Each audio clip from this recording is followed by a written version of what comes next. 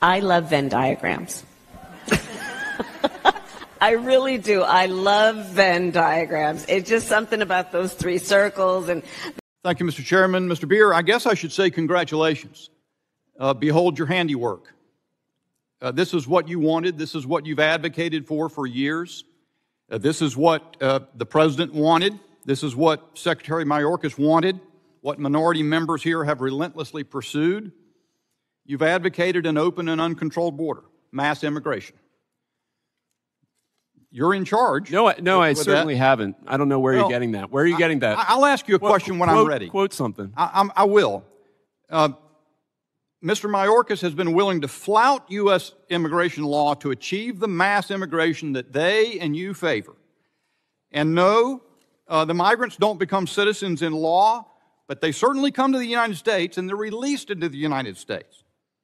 And you consider that to be a good thing because you think it'll reduce poverty and improve the economy. Let me tell you how that works.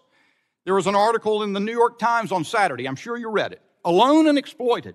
Migrant children work brutal jobs across the U.S. Carolina Yoke, who came to the United States on her own last year to live with a relative she had never met. The number of unaccompanied minors entering the United States climbed to a high of 130,000 last year, 3 times what it was 5 years earlier, and this summer is expected to bring another wave. Guess what? The federal government is supposed to be in touch with them and place them with sponsors through the Department of Health and Human Services. But although the Health and HHS calls the minors it sends out a month after they go to live with these sponsors, many of whom they don't know, some of whom are sponsoring 20 children or more, the agency could not reach more than 85,000 children. Overall, the agency lost immediate contact with 1/3 of migrant children. By all means, let's bring more in so more end up in the situation of Carolina Yoke, probably. So what is the Or you question? could go to the article from last July. Smuggling migrants at the border is now a billion-dollar business. You say, well, it's because they're illegal. If they weren't illegal, then the Mexican cartels wouldn't be able to charge them the fees that generate $15 billion in revenues. I'd like to ask you how you understand that if they have the pervasive control of the Mexican side that the Border Patrol tells me they have, how come they couldn't continue to charge the fees that they're torturing people over and placing children in indentured servitude in the United States? Why couldn't they continue to do that in a failed narco state of Mexico? Well, we actually have experience with legal immigration of Mexicans and Central Americans. You're not going to answer my question about why they can't continue to charge the fees? We have H-2A guest worker programs that allow people to come, and they're not controlled by the cartels. We should expand those guest worker programs to allow people to come legally. My question to you, sir, sir, if I'm not going to let you filibuster my time, I'm going to let you answer my question on my time. You attacked me.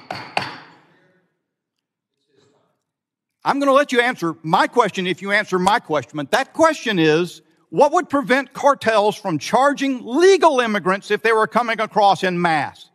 Well, because we already have experience with this, sir. We have legal immigration. It's just extremely unusual and constrained. We have no year-round guest worker program. Right. I'm not talking about guest worker programs. I've asked the question twice. You don't want to answer it. That's fine. That's legal immigration, sir. Let me say this.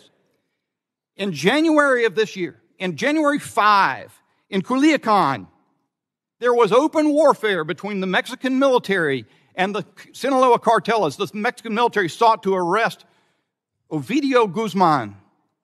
They burned cars. They had Sinaloa soldiers running around on narco tanks, firing 50 caliber weapons at military aircraft in the air. That's a cartel that you are strengthening with your ideology, sir. And the members of this committee, the minority who have advocated for this relentlessly, and the President of the United States and Secretary Mayorkas. And if you think it can occur in the United States, just keep going. You can come back then when you're advocates. You know, the other thing you said that's remarkable to me is what you think we need to do is have more legalization of fentanyl across the United States. That sounds like a great plan. I'd suggest you go read San Francisco by Michael Schellenberger about what's happened in that city. It is outrageous. It is as misguided as any policy I've ever seen in the history of mankind. And in the name of humanity, I said we should in the let name doctors. of humaneness, I don't want to hear any more of your economic arguments. I'm concerned about Carolina Yoke and those other people who've been distributed across the country to people they don't know, to homes that don't care for them, to go work in factories as children. That's not the way it's supposed to be, but it is the result of what you have advocated. My time's expired. It's not the result of what I've advocated at all.